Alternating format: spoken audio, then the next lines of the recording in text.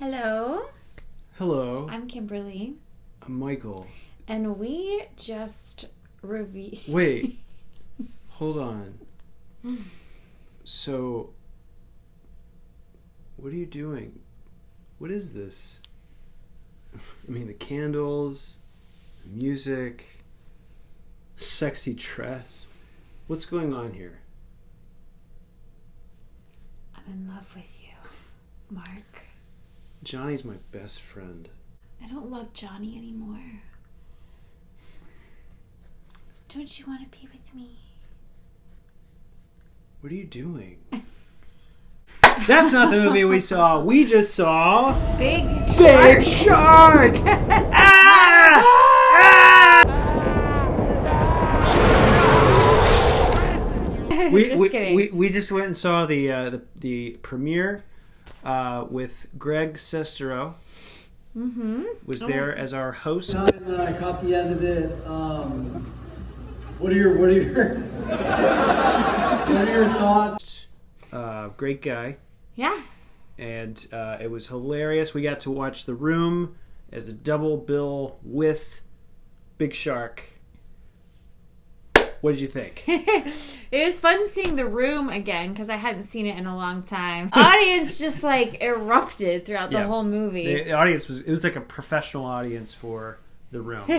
But then... And then Big Shark, the audience was just as enthusiastic. The audience was figuring out how they can do their thing with Big Shark. Right. I was noticing they were like finding stuff like, oh, fire! And the singing, and like when they would make the baskets, when they were playing baskets. So in this film, they play basketball instead of football, they play basketball and they play pool. And there were some tributes to The Room. There was like that one scene where he goes and he gets flowers. They go get hats. The girls hats. go get hats. It's a great shopping scene. My favorite part of this experience, actually, though, was talking to Greg Sestero for firsthand and how he met Tommy in an acting class. Right. And he gave us a little history about how they became friends and how he agreed to do The Room. And then how this movie came about was really funny. Greg said that Tommy called him up and was like, hey, I need you for a couple of hours. And I need you to drive my car. You're going to rent a car. They go to Lafayette, Louisiana, and then they stop at a Starbucks, and then they write some scenes, and Greg doesn't know what the scenes are for, and he's like, we'll just write some scenes. And then they show up at some studio space with 7 people waiting for them, and then they audition these actresses with the script that they just wrote at Starbucks. And then they filmed that all day. And then they shot that, and then Greg's in that, and then that's the trailer. That's the fake trailer that they released in like 2019. And then Tommy releases the trailer in 2019. And then everybody is like, when is this coming out or whatever? And then he calls Greg. Greg does his impression of Tommy, and Greg's like, Tommy called me, and he was like, hey, so everyone love trailer. We have to make movie. This is the spoiler review. Greg is he made a joke afterwards. I'm the shark in the movie. Yeah, he came back. I hope you guys like me as the shark. Yeah, so we don't actually see Greg in Greg's the movie. Not in. He got replaced by another actor. Yeah, he's not in Big Shark, unfortunately. Spoilers. Okay, so the premise of the film is Tommy Wiseau is a fireman. Fireman. So we open on a house is on fire, and it's just blazing CGI fire. It's obvious. It's so obviously CGI, and it's like this big shot of this burning building. But it's great. It's great. It's hilarious. It's a CGI fire. And then you have these firemen going into the burning house trying to rescue kids. Saving these but kids. These kids are just kind of sitting there. Now, I think what happened was because they were doing CGI fire, they had the child actors just kind of sitting there waiting to get rescued. Yeah. So there's no urgency with the kids. Like if a kid, they don't look scared at all. Normally, a kid, if they're in a burning house, they're gonna be like or coughing or something. But you see each shot of the kid, and they're just kind of like waiting to be picked up. And there's obviously like some fake smoke in front of their face, and so it's immediately just hilarious. And then we see one of the firemen just basically the house collapse on him, but then he's okay. We see that Tommy Wiseau is playing one of the crucial firemen Tommy's who saved the third fireman. Yeah. We go to, it looks like a movie theater. So it's this sort of meta thing where we're watching the film and suddenly you see like an audience like clapping, like they're clapping to us, the audience, and then everyone in the audience started clapping. So we're clapping to the fake audience is clapping to us.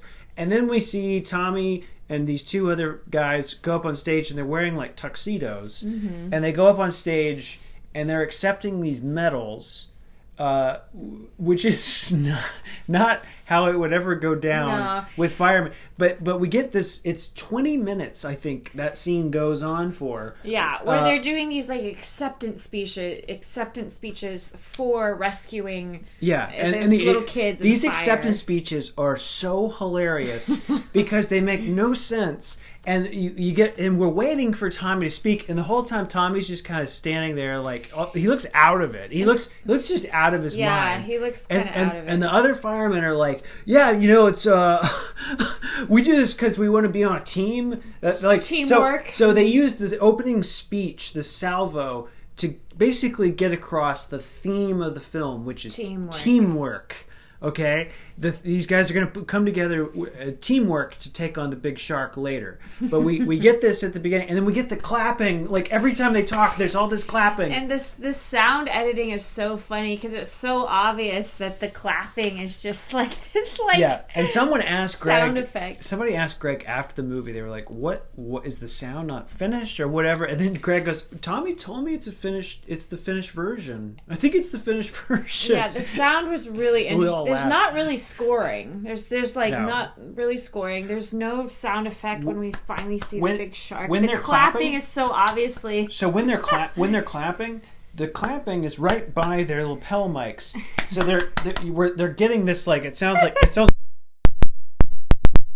We're getting this like and then anytime they're speaking, the clapping's inconsistent. Yeah. So he's basically, it looks like he used just the sound of them clapping in the room, like he didn't have any kind of Foley for that. Right. So it's just kind of different depending on the cuts. So it's hilarious. And so we're waiting for Tommy to speak, and finally, Tommy speaks. And it's just this the most incoherent nonsense. It seems like he's drunk, high, or just having a hard time articulating his words. He gets the microphone. He's like, he's like, this is what we do. It's when we fight with the fires, firemen, it's what they do, and we save the kids. And the whole audience is laughing so hard you can't even hear the film. The live audience. You can't hear anything. I missed some of the film because the live audience was laughing so hard. And that made it more fun. Yeah, and that made it a really fun movie experience. And it was in 33 millimeter, right? I guess. I should have asked Greg if he shot it on different formats. That would have been a good question. The next 20 minutes of the movie, which is Tommy and his girlfriend, and then his friend and his girlfriend, and then basically wandering around New Orleans and dancing and drinking and hanging out, and then kind of having relationship drama. And then there's a whole scene where they argue about shaving. Yeah, so it's funny. It's pretty funny because Tommy Wiseau looks like he's 70, and then his girlfriend looks like she's 20. The three main firefighters apparently live together. Yeah. And I can't remember his name, but he comes out and he's yelling at the guy who almost died in the fire is in the shower, and he's yelling at him, "You're using all the hot water." And you can tell that this is supposed to be funny. Yeah. It's not actually funny because it's clever or witty. It's just funny because it's so bad. It's funny because it makes absolutely no sense, and it doesn't follow any kind of movie logic. But but in some ways you kind of are like, is this following some brilliant? Is this the most brilliant storytelling that I've ever seen, maybe? So the next scene is they go fishing, but they go to some pond. It's clearly just a pond. But, he's improvising a lot of these scenes, so they're driving, and he starts singing Sophia, this, I love Sophia. Yeah. And what's funny is he's singing this, he's serenading his girlfriend, Sophia, And then the live audience throughout the whole movie, every time he says her name, they start singing. Yeah. So the audience would key into those things. And then they're in the boat in this pond, and he's like kind of rocking the boat, and he's singing at My Love Sophia. Yeah. He starts singing, and then he starts going ah. But at some point when they're in the boat, Tommy goes, I see a shark. Hey, I think I see shark. I see a big shark. I see a big shark. And we don't see anything. We see nothing. Audience. It's a pond. And then she starts saying, Patrick, you're crazy. There's no sharks here. You're crazy. You're delusional, Patrick. There's no sharks. And he keeps going, no, a big shark. No, it's a big shark. And then he pulls, and then it's like, are they joking? Is he playing with her? And then he pulls his fishing rod in, and then magically there's like a fish that's obviously like this silly cut. He has this fish. He has. It's alive, but the fish is live. It's not dead. It's still like its gills are going. They get through the fishing, okay, and then they're driving back to New Orleans, and then they're going on for another 20 minutes where he's arguing with his friends, the firemen, about whether or not he saw a shark in the pond. Yeah, he's they're like, just walking around New Orleans around at this point, yeah. drinking. It's just the three guys, and he's like, I saw a shark. What do you mean you saw a shark? There's no way you saw a shark. It's a big shark. You gotta believe me. I saw a shark. You didn't see a shark. And then he's like, I saw what I saw. The first time we see the shark, so there's this guy who's a boxer, remember? And he's beating up a guy on the street for no reason. And they're like, hey, man, why don't you stop beating him up? You're a boxer. Why, And then he like shakes his hand. He's like, oh, wow, he's got strong grip. And then the guy runs into him later, the other fireman. Yeah. And then he's like, oh, man, sorry I missed your boxing match. We go to a boxing match. Well, it's a flashback. The boxer's talking about, you're not going to believe what happened in my boxing match. So we see this flashback where there's the shark that suddenly appears. Right. So but it's so insane. They're boxing in a fake gym. And it's a boxing match, but it's in a fake gym. Yeah. And then the shark just comes to the ceiling and kills the guy's opponent and knocks him out. Yeah. And he's like telling the guy, the shark came and then the guy's like, what? And then we see the sharks. We see the news reporters. It's funny. I remember Greg was laughing after the movie, and he actually told us that the original script was the water main broke. Yeah, and the levees broke, and so New Orleans was supposed to get flooded. But in this movie, it just looks like the shark's literally like flying around the streets. Yeah. So the shark is. Like this amount of water. There's like a small amount of water on the surface of the road, and this shark that's magically like a shark that's like this big, like it to scale, right? Like my head's a building, and this is the shark, and the shark is just whoosh, like going down the street, like just chomping around and eating people, then blowing shit up, and then someone calls Tommy and this guy, the three firemen. He's the mayor, right? The mayor calls them, and he's like, well, the feds are going to come down and try The army. The army's going to try to take out the shark. But before they can do that, we need you firemen. We need you three firemen to you're the three guys that are good for the job. You got to get rid of the shark so it stops killing people. So then Tommy's like, I saw what I saw. I told you I saw a shark. I told you. Because they see it on the news. Yeah. And then the guy's like, oh my God, it's a big shark. And Tommy's like, I told you. We're going to kill the big shark. We're going to do teamwork. And then they do the whole like, teamwork. Teamwork, yeah. And then there's probably so many moments where they do this like cliche. The funny thing Greg also mentioned, which I kept thinking throughout the whole thing, there's parts where they're in the car, these three guys, they're in the car, we gotta find the shark, and then suddenly we see this aerial shot of the shark chasing them, and the shark's right behind them, and then like a few minutes later, we gotta find the shark, so they're running away from the shark. They escape from the shark, but then they're like, no, we gotta find him again. So and then there's like an old guy who gives Patrick / Tommy Wiseau this map at a bar. He's like, look, this map is going to lead you to where the shark's breeding ground is. The shark sleeps. Where the shark sleeps. But then they're like, all right, this is where the shark sleeps. Then Tommy's like, no, sharks don't sleep. Sharks don't sleep. And then the one guy, George, he's like, what the hell are we doing here? And it was so clearly him breaking, like him kind of saying that for real. Yeah. Because it was like, probably he doesn't know what the hell they're shooting at any given time. So he's like, what are we doing here? Right. Why are we going after the shark if he's not sleeping? But their plan to fight the shark, this is the plan. The plan is we're gonna collect 4 pigs, and we're gonna put the pigs in the back of the pickup truck, and then we're gonna lure the shark with the pig blood, and then we're gonna use a spear to attach a tracker so that we know where the shark will be at any given time, and then we're gonna stick some dynamite inside a dead pig carcass, and then we're gonna wait for the shark to chomp down on the pig carcass, and then we're going to flip the switch and blow the dynamite. It's the most brilliant plan. I would have never thought of it. And then there's like another fight between him and his girlfriend that doesn't make any sense. Yeah, she throws all his stuff out. And then she's like, okay, if you're home by 10 o'clock, we're good. Yeah. No more fighting. It's all about him not coming home too late. And there's these other shots of, them at the bar, and they're looking at the news. Shout out to Jeff Pearson for playing a great reporter. Great job, He's Jeff. our buddy.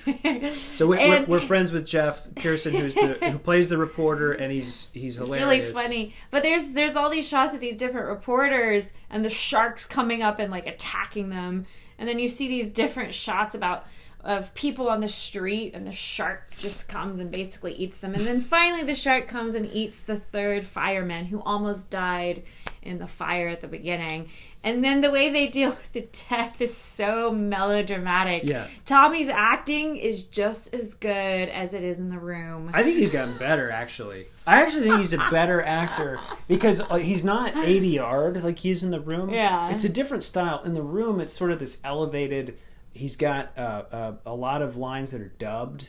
In this, I feel like everything is sort of picked up in the moment with the mics, and he didn't really care. He was like, "Oh, it's fine, it's a movie," Yeah. And his delivery at any time is so hilarious. Like when in the final confrontation, they're going after the shark, and his main buddy is like, "I think we're getting close. We're gonna kill this shark, right?" And then Tommy's like, "Oh, sure, yeah."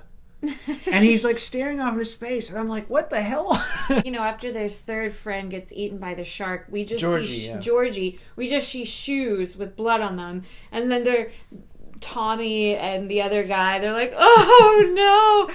And then they have this cutting to the shoes. They have this long scene where they're like, we've got to kill this shark for Georgie. And then they have like, I think 3 different scenes where they start singing "Cowboys Don't Cry" song, and then also crying about Georgie. And we got to do this for Georgie, but cowboys don't cry. But they resolve it. They're like, all right, we're gonna kill this shark for Georgie. And then they're driving, and the next scene, the guy's like, "It's my fault. It's my fault. He died." And then Tommy's like, "It's not your fault. It's not your fault." Cowboys don't cry. And then they're like, all right, we're gonna kill the shark. And then they have a shrine that they built suddenly there's for a shrine Georgie, where and then Georgie died. They go drink beer and pour beer on the shrine, and they're like crying for Georgie again. And then we totally forgot the scuba diving sequences. Oh gosh, this movie. Okay, so that's a lot of the spoiler stuff. I guess at the end he blows the head of the shark off, a la Jaws. But this is like the end of the first Jaws. Their plan works. It works. He blows up the dynamite. He bites the pig. And then they sing their "Cowboys Don't Cry" song, and then they go dancing in the street with their girlfriends. Yeah, and that's the end. And when it was over, I was like, "This is the most." Greg was right. This movie is wild, just acid trip. It's The Room on acid. Yeah. And I was thinking about he's got New Orleans and basketball in this, and The Room, he had football in San Francisco. Yeah. And he sort of has figured out this way of like honoring these different cities that he loves with these stories that are thematic and have something to do with the city and the infrastructure and the relationships, the friendships. I think I don't think I've ever had that much fun. I've laughed that hard at a movie. Yeah. Maybe Dumb and Dumber back when I saw that in the theater, I laughed that hard. Yeah. It made me laugh the way Dumb and Dumber made me laugh. It was one of the funniest things I've ever seen. Yeah, it was really funny. If you like The Room, you'll like this movie. So what would you rate the movie on a scale of like 1 to 10? It's outside of ranking. Right. It's hard to rate it because you can't rate it as like...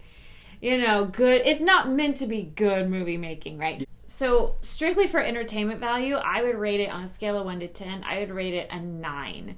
9 out of 10. Wow. A 9 out of 10 just for pure entertainment. Now, as far as like good movie making, I would rate it like a 2 out of 10. So, The Room is actually one of my favorite films, and when we watched it tonight, it reaffirmed it because I was laughing more than I've ever laughed. And I've seen the movie a million times. I've probably watched The Room more than any other movie I've ever watched. Maybe like Princess Bride or something. Wow. But it's so rewatchable and so hilarious, and you can kind of study it. There's so many different moments you can like, and then you're wondering like, is he a genius? Yeah, you know what? It's funny, in The Room, they use like the same footage more than once during like the sex scenes. So there are no sex scenes in this movie, spoilers, but there is the scuba diving scene footage that they used more than once. There is absolutely recycled footage that he uses to kind of like buffer the runtime. And no special sound for the shark. But we were talking about The Room, how if you took out the sex scenes, it's probably a 45-minute movie. Yeah. There's like no plot whatsoever other than Lisa cheating on Johnny. Yeah. But that's why it's so great. And then in The Room, he has all of these like devices and symbolism and things that you would see in a Tennessee Williams play or Citizen Kane or something. Instead of Rosebud, he has the red dress or some crazy thing that he was thinking in his head at the time. Would be like really symbolic. The ambition of that film, I don't think will ever be matched. I think The Big Shark is just him kind of... Greg called it a different entree. It's a different entree, absolutely. The best way to watch it is do the double thing. If Greg's there, absolutely. That's the funniest thing. Greg, he should be a stand-up. He should do a stand-up routine. Yeah, because his stories... His sort of impromptu, just discussing his Q&A, how the film would and how he does Q&A. It's like he's mastered the art of it, and Tommy just has this sort of creative zeal that you can see in the scenes, and the scenes themselves, they work in this way that with an audience that you probably wouldn't be able to tell if you're just watching it by yourself. But if you're with an audience, you're like, oh my god, this is absurd. This is so absurd. Insane hilarious, hilarious. Illogical. Yeah. Like, there's so many arbitrary scenes that don't really make a whole lot of sense, but like that's why it's so funny. Yeah, putting it with The Room in a way, kind of, to me, if you do it as a double feature type deal, with Greg. The whole thing to me is like the highest form of, it's just high entertainment. So what would you rate it on a scale of 1 to 10? With everything, with The Room, with Greg and Big Shark, the whole thing together, it's a 10 out of 10. It's a 10 out of 10. It's nothing like it. I could go see the original prints of the Star Wars films in a theater, the original theatricals of Star Wars, start to finish, and it would be comparable to this. So you would recommend anyone see this movie? Oh yeah, you will laugh so much. But that's the whole point. Like what? If you like watching movies that are bad, like movies that are sort of poorly done, and you find that entertaining, you'll love this movie. If you like The Room because it's so bad, you'll definitely like this movie. So much fun, so hilarious, and also just kind of makes you question the whole thing, like. Why do I need to go see a $200 million Furiosa when I can see this movie that looks like it was shot for 100,000 maybe? You get a lot more laughs. Maybe 100, probably less than 100,000. Yeah, it was probably just nothing. I'm sure he was just like, "Oh, we're gonna go shoot today," and they're like, "All right, yeah, amazing." Yeah, so go see it if you like watching like. The Room, you'll love watching this. Did you enjoy this more than The Room, or about the same? So, if I had just seen Big Shark by itself, I probably would have liked it. I would have liked it okay, but I wouldn't. Seeing it with The Room, you see it. See The Room. See some Greg, especially if Greg's there. That's the best way. If Greg's not there, whatever. With an audience that knows The Room, it's the audience The audience is so key. Seeing it with a live audience. They just are so passionate about it, and they can see the genius and the madness and the hilariosity, and they just love all of it. It's like operatic, and it's just like building and crescendoing. And it's like Tommy's like when he's making these films, you just get the sense that he's like a mad conductor of his like audience, a mad scientist. It's almost like I could watch the audience, not the movie, and be as entertained. It's incredible. Yeah. So anyway, thumbs up for me. Thumbs up for me. Thanks for watching.